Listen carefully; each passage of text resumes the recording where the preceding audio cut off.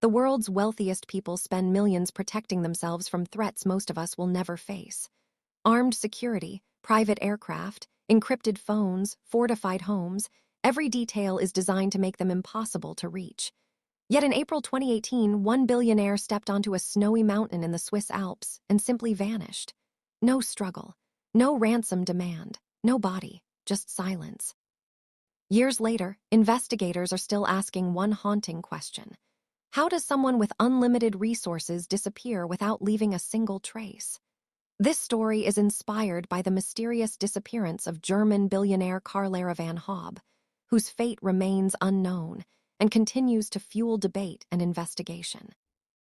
Before we dive deeper, let us know in the comments where you're watching from. We'd love to hear from you. And don't forget to hit that subscribe button so you never miss any of our upcoming videos. Today, we're changing a few names to focus on the story itself, but every major event you're about to hear is drawn from one of the most baffling billionaire disappearances in modern history. Our central figure will be known as Ethan Carter, a name chosen to preserve the documentary style while respecting the real people connected to this unsolved case. What happened to him has puzzled investigators, journalists, business experts, and ordinary people across Europe for years. Some believe he died in a tragic accident high above the clouds. Others are convinced he planned every second of his disappearance. And then there's another theory, one involving hidden relationships, international business interests, and secrets that may have been worth far more than the billions he had already earned. For decades, Ethan Carter had built a reputation that stretched far beyond boardrooms and balance sheets. Across Europe, his name was associated with discipline, calculated decisions, and an ability to spot opportunities long before anyone else. While other billionaires embraced magazine covers and television interviews, Ethan chose privacy. He believed that attention was a liability, and that the less the public knew about his personal life, the stronger his business empire would become. Friends described him as thoughtful but intensely guarded. Employees admired his work ethic, yet very few could claim they truly knew the man behind the fortune. Even those who worked beside him every day often admitted there was a quiet distance about him, as though part of his life existed behind a locked door that no one else was allowed to open. That mystery only grew after he disappeared, because investigators soon realized that the billionaire the public thought they knew, and the man who actually lived that life, were not necessarily the same person. By the spring of 2018, Ethan's companies controlled billions of dollars in assets across retail, logistics, commercial real estate, and international investments.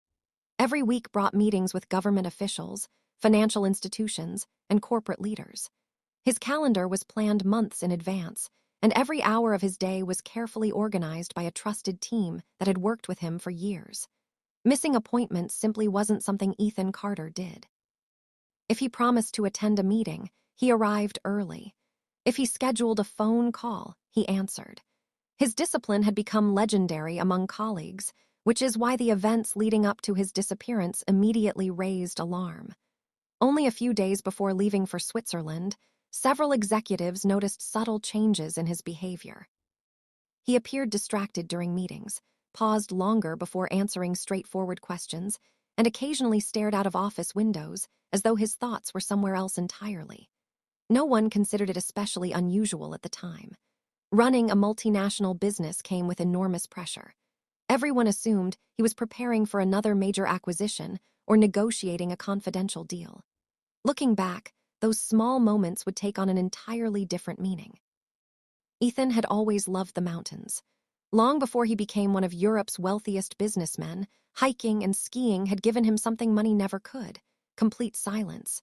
High above crowded cities, there were no shareholders demanding answers, no reporters waiting outside office buildings, and no ringing phones interrupting every moment of the day. The mountains offered clarity. They allowed him to think. His annual trips to the Alps became something of a personal tradition, and those closest to him understood that these journeys were rarely vacations. They were opportunities to disconnect from the business world and reconnect with himself. According to people who knew his routine, Ethan approached these expeditions with the same precision that defined every other part of his life. He studied weather forecasts, reviewed trail maps repeatedly, checked his equipment personally, and never underestimated the risks that came with high-altitude terrain. He wasn't reckless. In fact, experienced guides often described him as remarkably cautious. That reputation made what happened next even harder to explain. When Ethan arrived in Switzerland, nothing appeared out of the ordinary. Hotel staff later recalled that he was polite, relaxed, and in good spirits. He exchanged brief conversations with employees, enjoyed dinner as usual, and reviewed weather reports before heading to his room. Security cameras captured him entering the hotel carrying only a small travel bag. The following morning, he left before sunrise wearing clothing suitable for the freezing conditions. Witnesses remembered seeing him walking confidently toward the mountain trails, just as he had done on previous visits. There was no indication that this routine excursion would become international news within hours. No signs of panic, no visible confrontation, no mysterious stranger waiting nearby. Everything about those final confirmed moments suggested another ordinary morning in the life of a man who valued routine above almost everything else. Yet those few minutes would become some of the most analyzed pieces of evidence in the entire investigation, because they marked the last time anyone could say with certainty that they had seen Ethan Carter alive. Then came the silence. Hours passed without any communication. At first, nobody worried. Ethan often spent long stretches away from his phone while exploring the mountains, and his assistants were accustomed to brief periods without contact during these trips. But as the afternoon turned into evening, concern slowly replaced patience. Scheduled calls went unanswered. Important emails received no reply. His driver waited for a pickup that never happened. By nightfall, hotel staff realized Ethan had not returned. Search teams were alerted almost immediately, believing they were responding to what seemed like a straightforward missing hiker case. They had no idea they were about to become part of one of the most puzzling disappearances involving a billionaire in recent history. What they expected to find was an injured man stranded somewhere on the mountain. What they actually found would only deepen the mystery, leaving investigators, journalists, and the public asking the same question that still echoes years later. If Ethan Carter never came back down the mountain, where did he really go? The first hours of any missing person investigation are often the most important. Every footprint, every phone signal, every eyewitness account has the potential to change the outcome. In Ethan Carter's case, authorities wasted no time. Specialized mountain rescue teams were dispatched before sunrise the following morning. Helicopters swept across the snow-covered slopes. Experienced climbers searched narrow ridges where a single misstep could prove fatal. Rescue dogs followed every scent they could find, while thermal imaging equipment scanned areas hidden beneath thick layers of ice and rock. It was the kind of operation normally reserved for the most dangerous alpine emergencies. Yet as the hours stretched into days, something deeply unsettling became clear. There was almost nothing to search. No damaged equipment, no discarded backpack, no broken ski pole, no torn clothing caught on sharp rocks. Not even a single confirmed sign that Ethan Carter had reached the section of the mountain investigators believed he intended to climb. It was as though he had simply stepped into the landscape and then ceased to exist. That absence of evidence immediately divided investigators into two very different camps. The first believed the explanation was tragic but straightforward. The Alps are among the most unforgiving mountain ranges in the world. Every year, even highly experienced climbers lose their lives to sudden weather changes, hidden crevasses, falling ice, or avalanches that can bury victims beneath dozens of feet of snow within seconds. Supporters of this theory argued that Ethan may have suffered a fatal accident in an area that search teams simply could not reach. They pointed out that nature has a way of hiding evidence for years, sometimes forever. Entire aircraft have disappeared into mountain ranges only to be discovered decades later. If that could happen to airplanes, surely one man could also vanish without a trace. It was a reasonable explanation, and for many people it was enough. But not everyone was convinced. Veteran investigators who reviewed Ethan's movements noticed details that refused to fit the accident theory. His route that morning had been carefully planned. Weather conditions, while cold, were considered manageable for someone with his experience. He carried high-quality equipment and had completed similar expeditions several times before. More importantly, there were no distress signals. Ethan always carried devices designed to summon emergency assistance if something went wrong. None of them were activated. His mobile phone never placed a final call. No emergency beacon transmitted a location. It was almost as if every opportunity to ask for help had disappeared along with him. To investigators accustomed to reconstructing accidents, that silence was difficult to ignore. Experienced climbers fight to survive. They leave clues.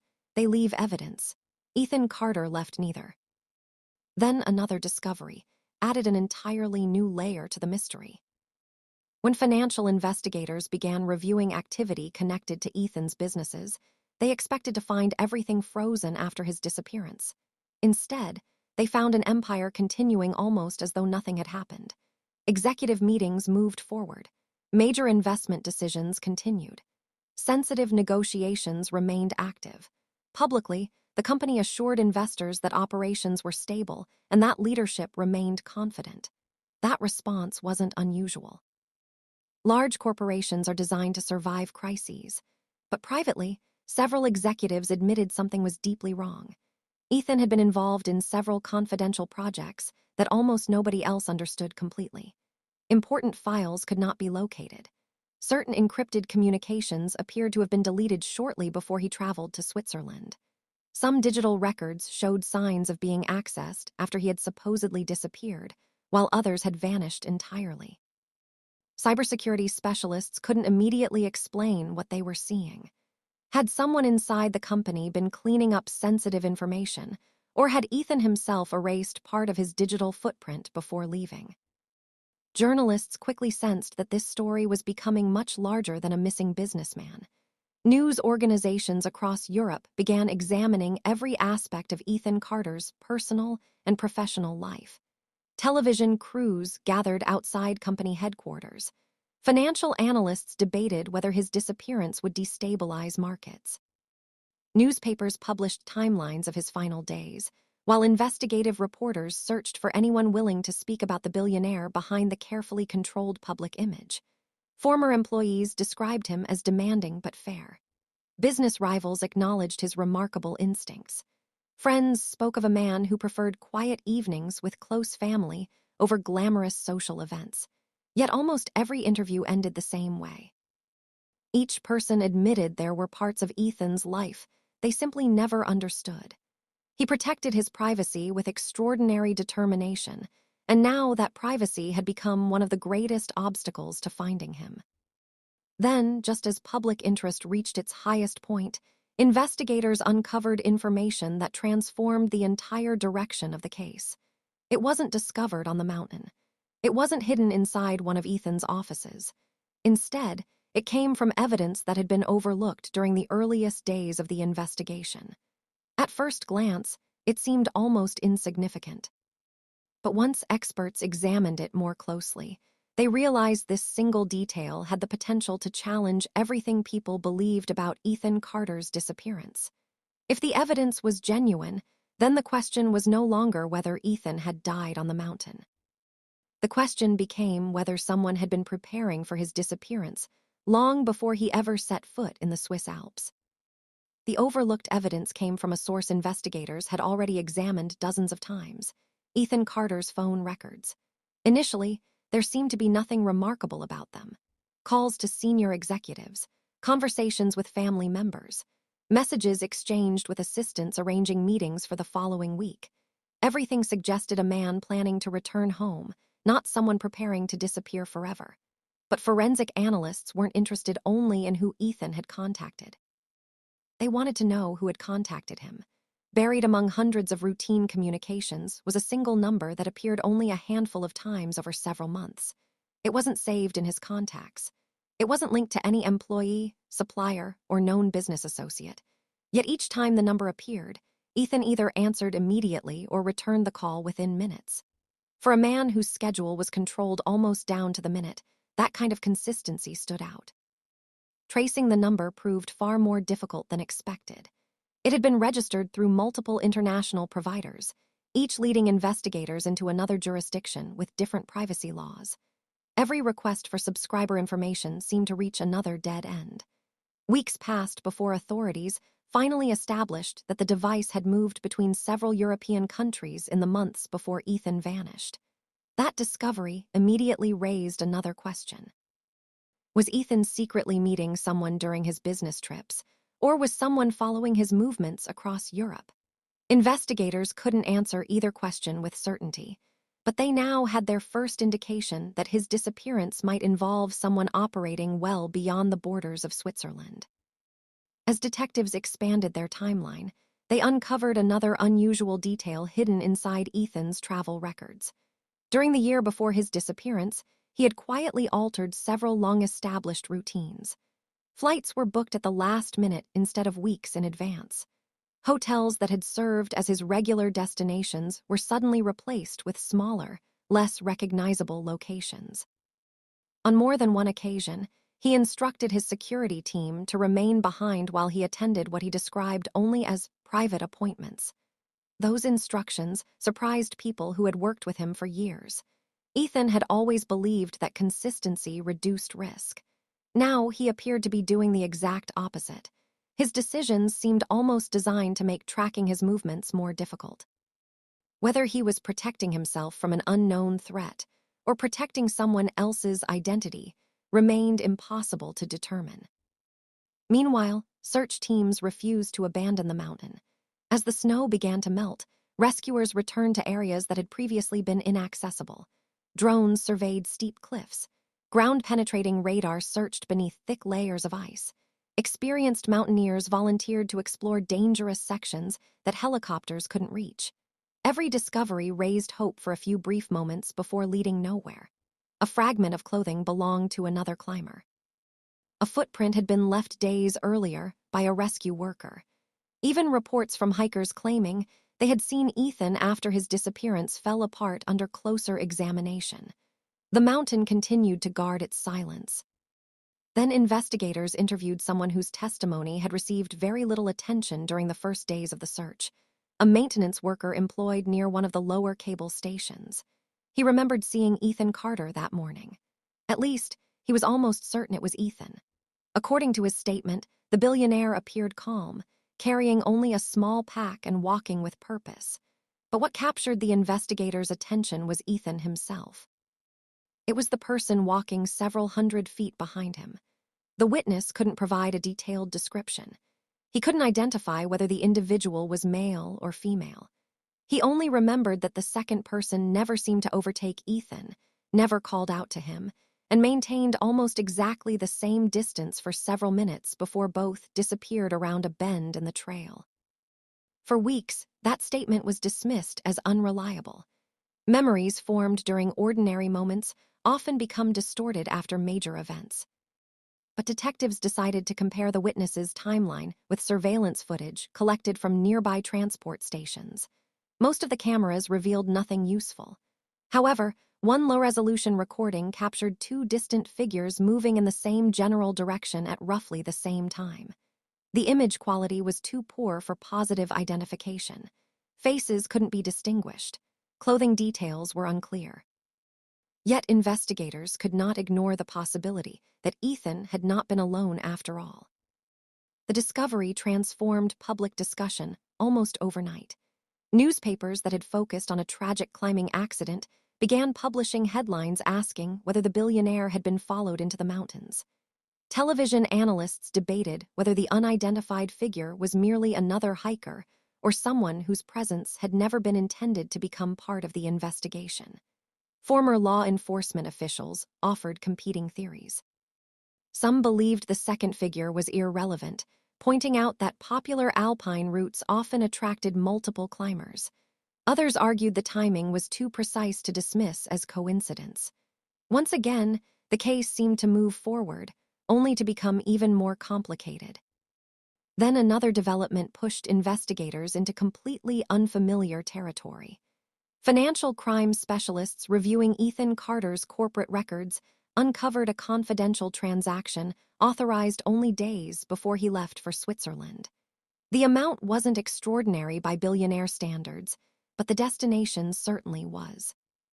The funds had been transferred through a network of companies that appeared to exist only on paper before disappearing into accounts investigators struggled to identify. Whoever received that money had taken extraordinary measures to remain invisible. At first, authorities wondered whether the payment was connected to a legitimate international investment. But as they traced the transaction through multiple countries, they discovered that every path ended the same way. Another shell company, another anonymous director, another locked door. That realization introduced a possibility investigators had tried to avoid from the very beginning.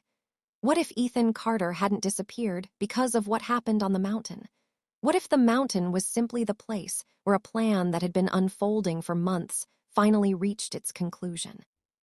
And if that was true, then somewhere beyond the snow-covered peaks, someone might already know exactly what happened to one of Europe's most successful billionaires, and exactly why he was never meant to return. As investigators followed the trail of anonymous companies, they began to notice a pattern that was difficult to dismiss. Each transaction passed through legitimate financial institutions, complied with existing regulations on paper, and appeared ordinary when viewed in isolation. But when analysts placed every transfer on a single timeline, something remarkable emerged. The movement of money accelerated during the 6 months leading up to Ethan Carter's disappearance. Funds flowed through Luxembourg, Switzerland, Liechtenstein, and several other financial centers before disappearing into entities with no obvious business activity. None of these transactions directly proved criminal behavior. Billionaires often structure investments through complex international networks, yet experienced investigators admitted they had rarely seen such an elaborate system surrounding a businessman who publicly insisted on transparency and careful corporate governance. That discovery forced detectives to examine Ethan's inner circle more closely than ever before. They weren't looking for enemies anymore. They were looking for someone who understood both his business empire and his private routines well enough to anticipate his every move. Every executive assistant, financial advisor, attorney, and longtime associate was interviewed again. Some conversations lasted only minutes.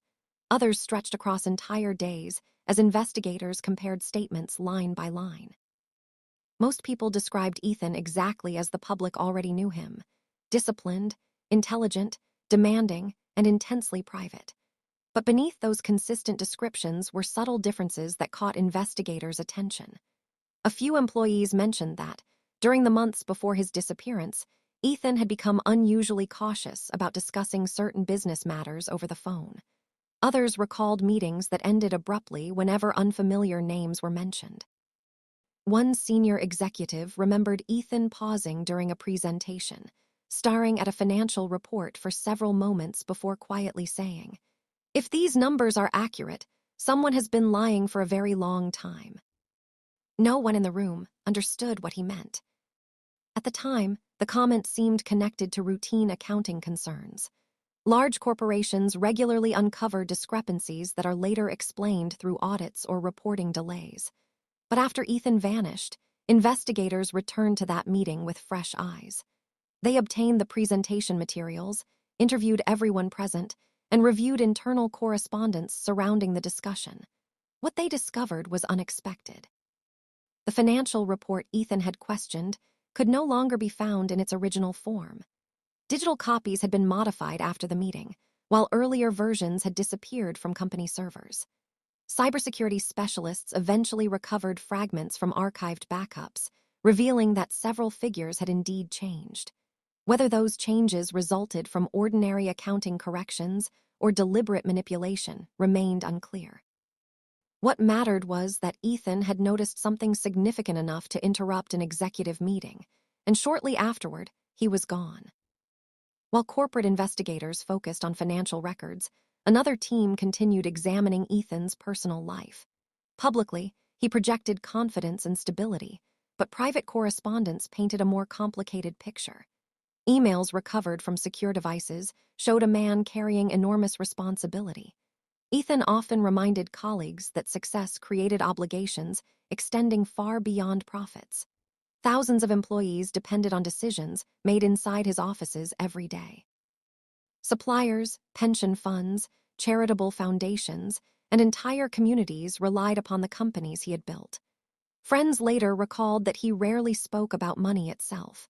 Instead, he worried about preserving what generations of workers had helped create. That sense of responsibility may explain why he became increasingly protective during the final months of his life. If Ethan believed someone was threatening the future of his company, he would have considered it a threat to far more than his own fortune. Then investigators uncovered another detail that had gone almost unnoticed. Just weeks before traveling to Switzerland, Ethan met privately with outside legal advisors. The meeting wasn't listed on his official calendar. No corporate minutes were recorded. Even some members of his executive team claimed they had never heard it mentioned. The lawyers refused to discuss the substance of their conversations, citing attorney-client privilege, but records confirmed the meeting had taken place. More intriguing still, Ethan requested updates to several confidential legal documents immediately afterward. The exact contents remained sealed, yet investigators learned enough to conclude that he had been preparing for unexpected circumstances. Some interpreted that as sensible planning by a cautious businessman. Others wondered whether Ethan already believed his life was in danger. The mystery deepened further when authorities reviewed activity involving Ethan's personal residences.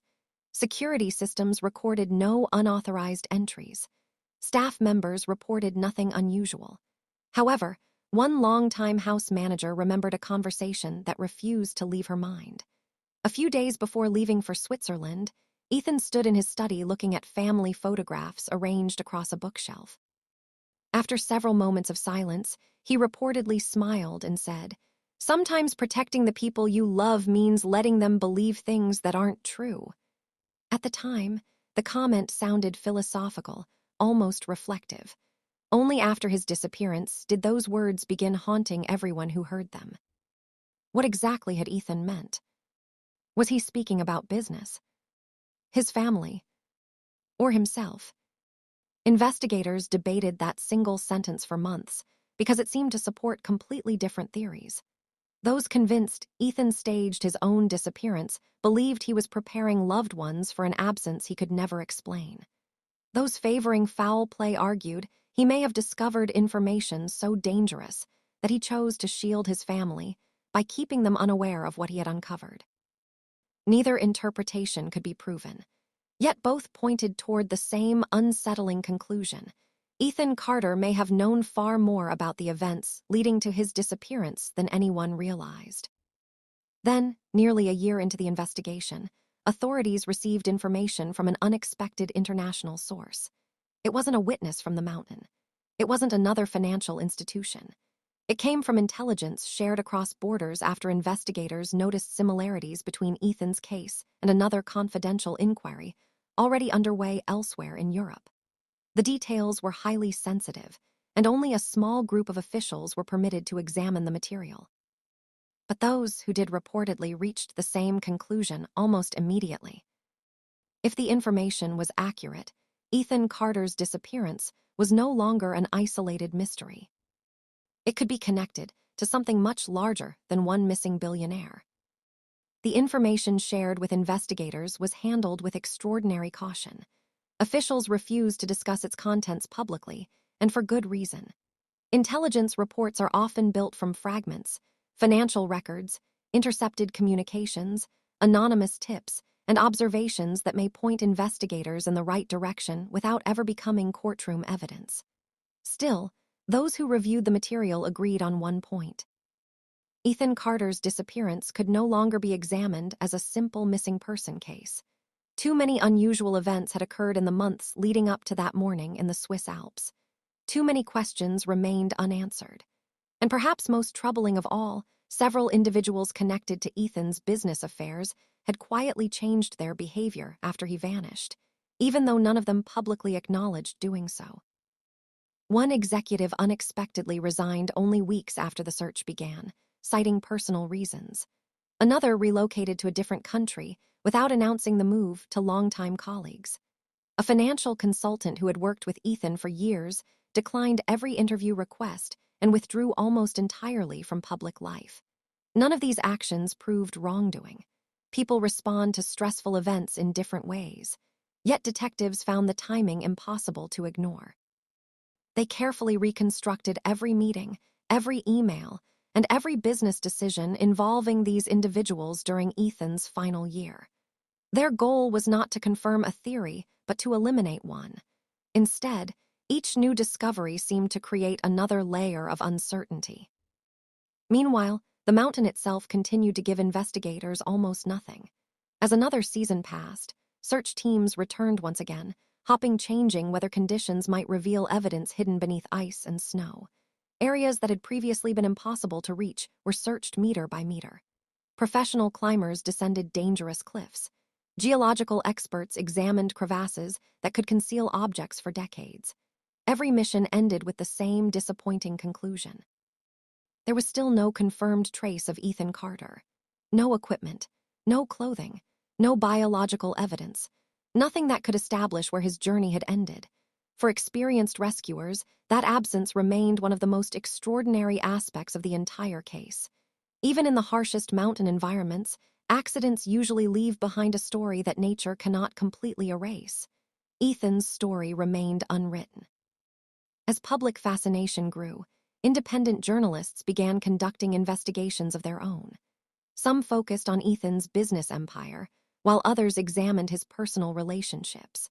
One reporter uncovered evidence showing that Ethan had recently requested detailed reports on several international partnerships that had previously attracted little attention. Another discovered that he had quietly postponed a major expansion project despite months of preparation. Former colleagues described him as unusually thoughtful during those final weeks, often asking questions that seemed unrelated to the discussions taking place around him. Looking back, many wondered whether Ethan had already started seeing connections that no one else recognized. Then came another surprising development. A handwritten notebook was discovered among boxes of personal papers that had been stored in one of Ethan's private offices. Most of the pages contained ordinary notes from business meetings, reminders about future projects, and observations collected during years of travel. But near the back of the notebook, investigators found several pages unlike anything else inside. There were no names, no dates, only short handwritten sentences. Someone is watching the numbers. They think I haven't noticed. The answer isn't where everyone is looking. Investigators could never determine exactly when those words had been written. They might have referred to a routine corporate disagreement. They might have reflected private concerns unrelated to his disappearance. Yet placed alongside everything else that had emerged during the investigation, the notebook added another unsettling piece to an already complicated puzzle. Public opinion became more divided than ever. One group remained convinced that Ethan Carter had lost his life in a tragic mountain accident, and that every mysterious detail was simply coincidence amplified by the enormous fortune he left behind. Another believed the financial irregularities, altered documents, and anonymous communications pointed toward a carefully organized conspiracy. A third theory gained momentum as well, that Ethan had deliberately vanished after discovering information capable of destroying powerful interests, choosing disappearance over confrontation. Investigators never publicly endorsed any of these possibilities. Their responsibility was to follow evidence, not speculation. Unfortunately, the evidence refused to lead to a clear conclusion. Years passed. Search operations became less frequent. News coverage slowly faded. Other headlines replaced the story that had once dominated newspapers across Europe. But inside the investigative files, the case remained open. Every few months, authorities received another tip. Someone claimed to have seen Ethan Carter in a distant city. Another person insisted he was living under a different identity. Anonymous emails occasionally arrived promising proof of what had really happened before disappearing as quickly as they appeared. Each lead was examined. Each one ended without confirmation. Perhaps the most remarkable aspect of Ethan Carter's disappearance is not that a billionaire vanished. It is that in an age of satellite imagery, biometric identification, digital banking, surveillance cameras, and constant electronic communication. One man could still disappear so completely that years of international investigation failed to produce a single definitive answer. And that leaves us with the same question we asked at the beginning. Did Ethan Carter become the victim of a tragic accident hidden forever by the mountains? Did someone close to him know exactly what happened after he walked into the snow that morning? Or did Ethan himself choose to disappear, believing that vanishing without a trace was the only way to protect a secret far more valuable than the fortune he had spent a lifetime building? Until undeniable evidence emerges, the silence surrounding Ethan Carter remains as powerful as the day he was last seen walking toward the Swiss Alps, never realizing that the world would spend years searching for a man who seemed to vanish into thin air. As the years passed, investigators became increasingly convinced that if the mystery surrounding Ethan Carter was ever going to be solved, the answer would not come from another search of the mountain. They had already examined every reasonable possibility.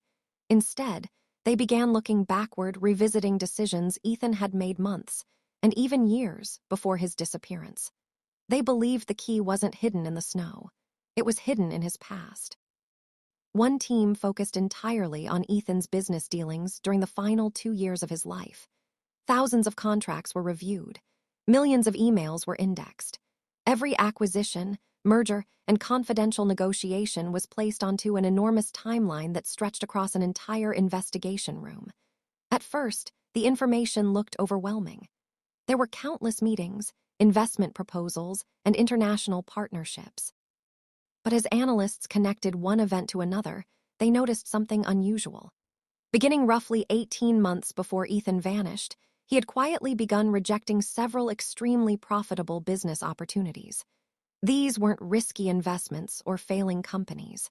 They were projects that promised enormous returns, the kind of deals most executives would have celebrated. Yet Ethan walked away from every single one. His advisors couldn't understand why. Some even argued against his decisions, warning that competitors would seize the opportunities instead. Ethan listened carefully. Then he declined anyway. When investigators later interviewed one of those advisors, he remembered asking Ethan whether he was becoming too cautious.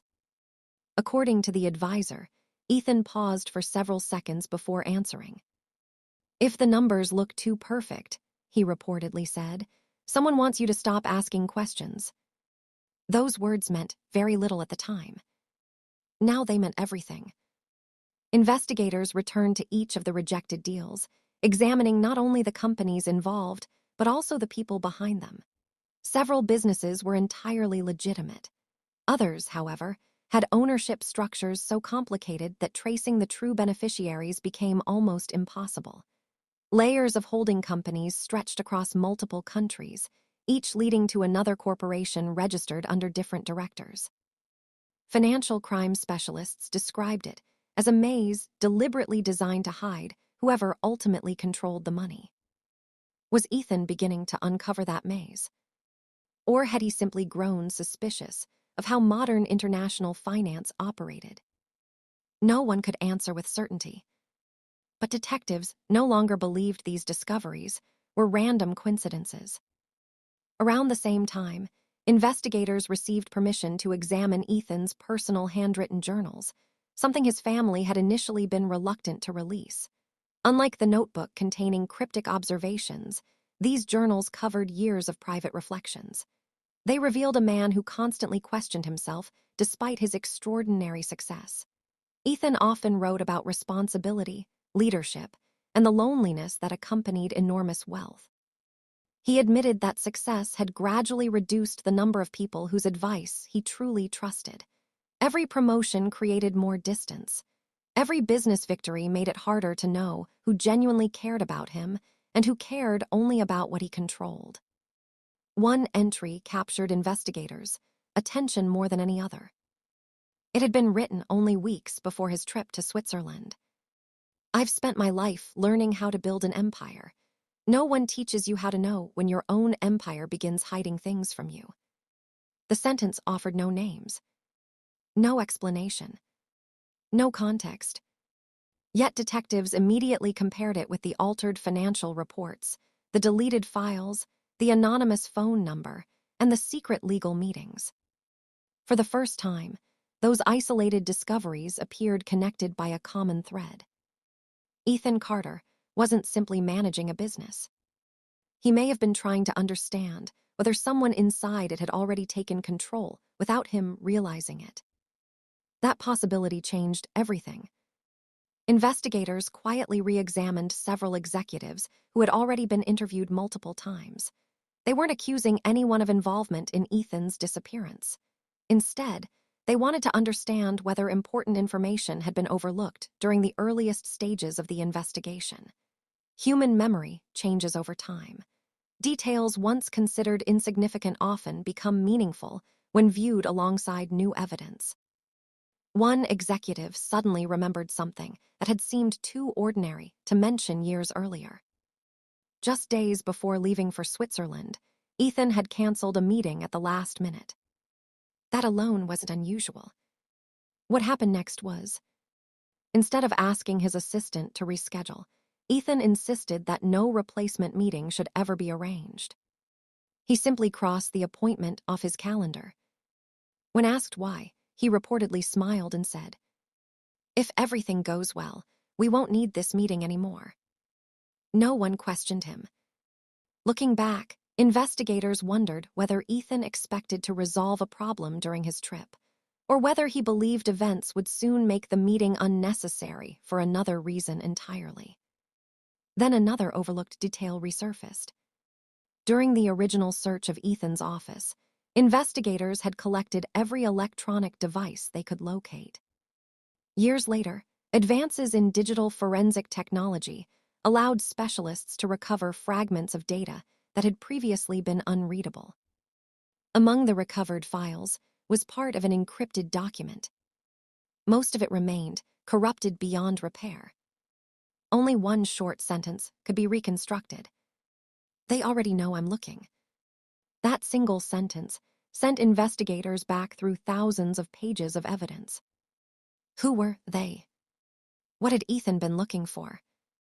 And more importantly, how had he discovered it? Despite years of investigation, no one could answer those questions. The case that had begun as the disappearance of one billionaire had gradually transformed into something much larger. A mystery involving hidden financial networks, missing digital evidence, anonymous communications, and a man who appeared increasingly aware that something around him wasn't what it seemed. Whether Ethan Carter lost his life in the mountains, whether he chose to disappear, or whether someone ensured he would never return, one fact remained impossible to ignore. Long before the world realized Ethan Carter had vanished without a trace, Ethan himself may have already known that something was coming. Months turned into years, and although the headlines became less frequent, the investigation itself never truly ended. Inside law enforcement offices across Europe, Ethan Carter's file continued to grow. Every new lead, no matter how unlikely, was documented and examined. Most of them led nowhere. A reported sighting at a marina in southern France turned out to be another businessman with a similar appearance. A photograph circulating online that claimed to show Ethan living quietly in South America was proven to have been taken years before his disappearance and featured a completely different individual. Anonymous letters arrived claiming to know the truth, but each collapsed under scrutiny. The mystery had reached a point where almost every rumor generated more attention than evidence, making it increasingly difficult for investigators to separate genuine clues from speculation. Even so, one question refused to disappear. If Ethan Carter had planned to vanish voluntarily, why would he leave behind an empire that represented his life's work? People who dedicate decades to building multinational companies rarely abandon them without a carefully arranged transition. Ethan wasn't merely the owner of several businesses. He was the driving force behind many of their most important decisions. Thousands of employees depended on the stability of his leadership. Investors trusted his judgment. Major expansion projects required his approval. Walking away from all of that without warning would have contradicted everything people knew about his character. Those closest to him repeatedly described him as a man who believed responsibility did not end when things became difficult. That made the theory of a carefully planned disappearance harder to accept. But there was another side to that argument. Investigators had also learned that Ethan valued protecting the people around him above almost everything else. His handwritten journals revealed someone who constantly worried about the unintended consequences of his decisions. He often questioned whether success had exposed his family to dangers they neither understood nor deserved. Friends later recalled conversations in which Ethan admitted that wealth attracted far more than admiration. It attracted expectations, pressure, manipulation, and occasionally people whose intentions were impossible to read. Those private concerns gave new meaning to the sentence remembered by his house manager. Sometimes protecting the people you love means letting them believe things that aren't true. The more investigators studied that remark, the more complicated it became. If Ethan truly believed his family was at risk, would disappearing have been an act of escape? Or an act of protection? No evidence answered that question. Yet it remained one of the most discussed aspects of the entire investigation. Then forensic accountants made one final discovery that has continued to attract attention. While reviewing archived financial records, they identified a secure account connected to one of Ethan's long-term investment structures. The account itself wasn't unusual. Wealthy individuals often maintain private investment vehicles managed by professional advisors. What caught investigators' attention was its activity. In the months before Ethan disappeared, small amounts of money had been transferred into the account at regular intervals. Nothing extraordinary. Nothing that would attract immediate attention. But immediately after Ethan vanished, those transfers stopped forever. No withdrawals. No deposits. No attempts to access the account. It simply froze in time. To some investigators, that suggested Ethan had intended to continue managing it himself, but never had the opportunity. Others argued it might indicate that whoever knew about the account deliberately avoided touching it to prevent attracting attention. Once again, the evidence supported multiple theories while confirming none of them. Perhaps the most frustrating aspect of the case was that every answer seemed to produce two new questions. The anonymous phone number remained unidentified. The altered financial records were never fully explained. The deleted digital files could not be completely recovered. The unidentified figure, reportedly seen behind Ethan on the mountain, was never positively identified. The cryptic notes inside his notebook never revealed who they were. And the partially recovered encrypted message, "They already know I'm looking," remained one of the final documented thoughts investigators could connect to Ethan Carter before he vanished. Looking back, it is easy to focus on the mystery. The billionaire. The mountains. The fortune. The unanswered questions. But beneath all of those headlines was something far more human.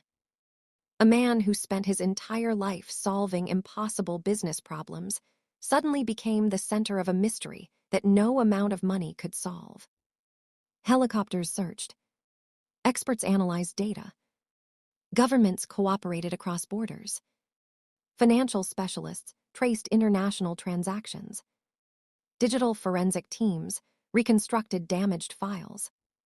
Experienced detectives challenged every assumption they had ever made. And after all of that effort, the investigation arrived at the same place where it had begun. Silence. No confirmed final location. No verified explanation. No definitive proof of accident, crime, or voluntary disappearance. Only possibilities. Today, Ethan Carter's story continues to fascinate people because it challenges something many of us assume is true, that wealth can solve almost any problem. His disappearance reminds us that even extraordinary influence has limits. A fortune can build companies, purchase private aircraft, employ security teams, and open doors around the world. But it cannot guarantee answers. It cannot erase uncertainty. and it cannot always protect the person who earned it. Perhaps one day, new evidence will emerge from an overlooked archive, an undiscovered document, or a witness who has remained silent for years. History has shown that some mysteries are solved decades after everyone believes the trail has gone cold. Until that day comes, Ethan Carter remains exactly as he was on that cold morning in the Swiss Alps. A billionaire who walked into the mountains and vanished without a trace. So now the question passes to you. After everything you've heard, the anonymous calls, the hidden financial trails, the altered records, the cryptic journal entries, and Ethan Carter's final journey, what do you believe really happened? Was it a tragic accident hidden forever by nature? A carefully orchestrated disappearance? Or was Ethan Carter getting dangerously close to discovering something that someone else was determined to keep buried? Whatever your conclusion, one fact remains beyond dispute. The mystery of Ethan Carter has endured because the evidence never tells one complete story. It tells just enough to keep the search alive, and just enough to ensure that the final chapter has never truly been written.